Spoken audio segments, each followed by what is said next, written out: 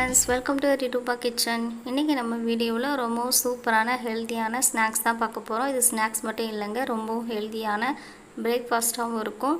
Recipe பார்க்குறதுக்கு முன்னாடி friends, உங்கள்கிட்ட ஒரு ரிக்வெஸ்ட். நம்ம சேனலில் இப்போ புதுசாக பார்க்குறவங்களா இருந்தேன்னா கீழே இருக்க சப்ஸ்கிரைப் பட்டனை கிளிக் பண்ணிவிட்டு பக்கத்தில் இருக்க பெல் ஐக்கானை கிளிக் பண்ணுங்கள். அப்போ தான் நான் போடுற புத்தம்போது வீடியோக்குள்ளே உங்கள் நோட்டிஃபிகேஷனாக வரும். ஓகே, வாங்க வீடியோக்குள்ளே போகலாம். ஒரு மிக்சிங் பவுல் எடுத்துக்கலாம். 1 கப் அளவில் கோதுமை மாவு சேர்த்துக்கலாம். கூடவே 1/4 டீஸ்பூன் அளவுக்கு உப்பு சேர்த்துக்கலாம். தேவையான அளவு தண்ணி சேர்த்துட்டு நம்ம சப்பாத்தி மாவு எந்த அளவுக்கு பிசைவோமோ அந்த அளவுக்கு நம்ம பிசைஞ்சு எடுத்துக்கலாம். கொஞ்சம் கொஞ்சமாக தண்ணி சேர்த்துட்டு இந்த மாதிரி பிசைஞ்சுக்கலாம்.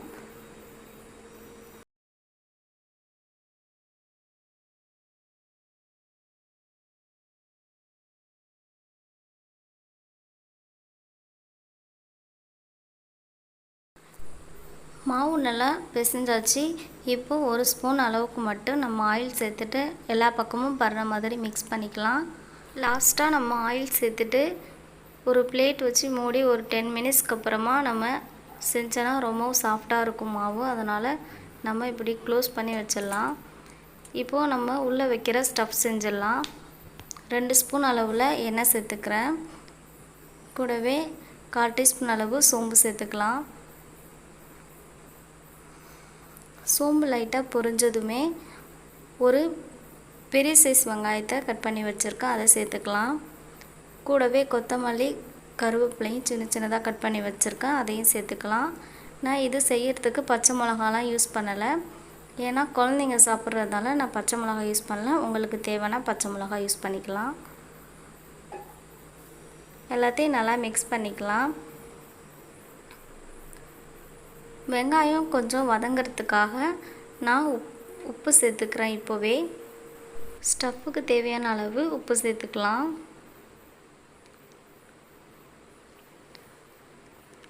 எல்லாத்தையும் மிக்ஸ் பண்ணி விட்டுக்கலாம்.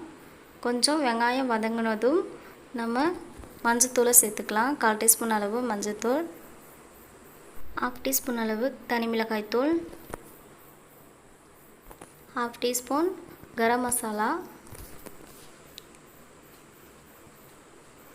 எல்லாத்தையும் நல்லா மிக்ஸ் பண்ணிக்கலாம். பச்சை வாசனை போகிற வரையும் எல்லாத்தையும் நல்லா மிக்ஸ் பண்ணிவிட்டு அதுக்கப்புறமா நம்ம இஞ்சி பூண்டு பேஸ்ட்டு லாஸ்ட்டாக சேர்த்துக்கலாம்.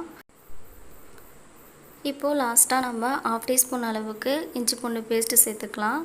நான் இந்த ஸ்டஃப் செய்கிறதுக்கு வெறும் வெங்காயம் மட்டும்தான் யூஸ் பண்ணிக்கிறேன். நீங்கள் உருளைக்கிழங்கு கூட யூஸ் பண்ணி செஞ்சுக்கலாம், சூப்பராக இருக்கும். இப்போது பச்சை வாசனை போகிற வரையும் ஒரு 2 மினிட்ஸ் இந்த மாதிரி மிக்ஸ் பண்ணி விட்டாலே போதும், ஸ்டஃப் ரெடி ஆகிடும். பச்சை வாசனைலாம் போய் சூப்பராக ரெடி ஆகிடுச்சு. வெங்காயத்தை ரொம்ப வதக்கக்கூடாது, இந்த அளவுக்கு வதக்கினாலே போதும். மாவு எந்த அளவுக்கு சாஃப்டாக இருக்குது பாருங்கள். நம்ம 10 நிமிஷம் இந்த மாதிரி எண்ணெய் தடவிட்டு மூடி வச்சாலே சூப்பராக சாஃப்டாக கிடைக்கும். இந்த மாதிரி ஒரு 4 பால்ஸ் மாதிரி பிடிச்சிக்கலாம். 1 கப் மாவில் நான் 4 தான் செஞ்சுருக்கேன். நீங்கள் சின்னதாக செய்கிற மாதிரி இருந்தால் 6 கூட செய்யலாம். நம்ம சப்பாத்தி மாவு எப்படி உருட்டுவோமோ அந்த அளவுக்கு நம்ம உருட்டி எடுத்துக்கலாம். ரொம்ப மெலிசாலாம் உருட்டக்கூடாது.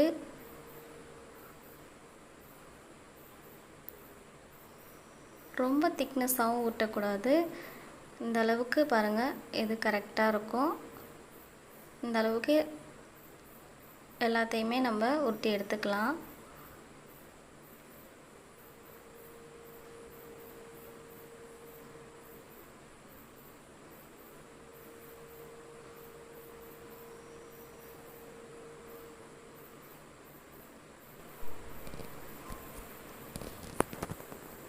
இப்போ எல்லாத்தையும் உருட்டி எடுத்தாச்சு. இப்போது நம்ம செஞ்சு வச்சுருக்க ஸ்டஃப் இது உள்ளார வச்சுக்கலாம்.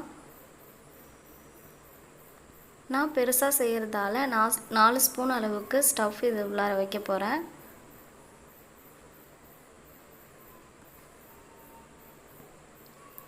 இந்த மாதிரி நம்ம மடித்து விட்டுக்கலாம். நம்ம பூர்ண கொழுக்கட்டை செய்வோம்ல, அந்த மாதிரி நம்ம மடித்து விட்டுட்டு அதுக்கப்புறமா கையில் தட்டி ரவுண்ட் ஷேப்பில் நம்ம பண்ணிக்கலாம். சூப்பராக வரும். இந்த மாதிரி ரவுண்ட் ஷேப்பில் பண்ணி எல்லாத்தையும் எடுத்து வச்சுக்கலாம். ஒரு இட்லி பிளேட்டில் ஃபுல்லாக எண்ணெய் தடவிட்டு இந்த மாதிரி நம்ம எல்லாத்தையும் எடுத்து வச்சுக்கலாம். ஸ்டஃப்பு கொஞ்சம் உள்ளே அதிகமாக சேர்க்கும்போது சூப்பராக இருக்கும்.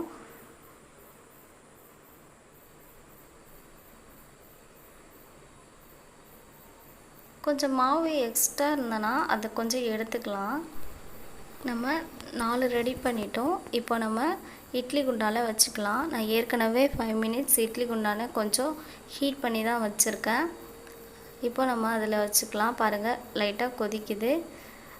2 கப் அளவில் தண்ணி சேர்த்துட்டு இந்த மாதிரி நம்ம வேக வச்சுட்டு எடுத்துக்கலாம். பாருங்கள் எந்த அளவுக்கு சூப்பராக வெந்திருக்குன்னு. ஒரு 10 மினிட்ஸ் நம்ம லோ ஃப்ளேமில் வச்சு வேக வச்சாலே போதும். கையில் வச்சனா ஒட்டக்கூடாது, அந்தளவுக்கு வெந்திருக்கணும். இப்போது ஒரு பேனில் 2 ஸ்பூன் அளவுக்கு எண்ணெய் சேர்த்துட்டு நம்ம ஃப்ரை பண்ணி எடுத்துக்கலாம். நம்ம இதை ஃப்ரை பண்ணுறதுக்கு அதிகமாக ஆயில் தேவைப்படாது. குறைஞ்ச ஆயில்லையே சூப்பராக ஃப்ரை பண்ணி எடுத்துக்கலாம்.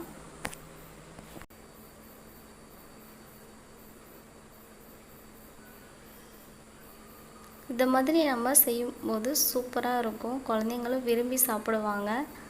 ஒரு பக்கம் நல்லா ஃப்ரை ஆகிடுச்சு. இப்போ நம்ம திருப்பி விட்டுக்கலாம். எப்போதுமே குழந்தைங்களுக்கு தோசை இட்லின்னு கொடுக்கறத விட இந்த மாதிரி ஹெல்த்தியான பிரேக்ஃபாஸ்ட்டாக செஞ்சு கொடுத்தா சூப்பராகவும் இருக்கும். இல்லைனா ஈவினிங் டைமில் ஸ்நாக்ஸாக செஞ்சு கொடுத்தாலும் சூப்பராக சாப்பிடுவாங்க. பாருங்கள், இன்னொரு பக்கமும் சூப்பராக வெந்துருச்சு.